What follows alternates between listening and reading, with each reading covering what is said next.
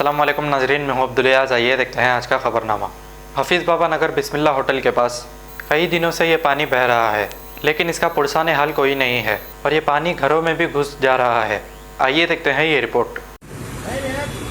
अस्सलाम वालेकुम भाई, ये देखो हफीज़ बाबा नगर का है, बिस्मिल्लाह होटल के सामने से अपोजिट है। देखो ये कितने के दिन से ऐसी है, कोई आते ना देखते ना करते, खाली बहते रहता है। ये आजू बाजू घरों में पूरा पानी आ जा रहा भाई।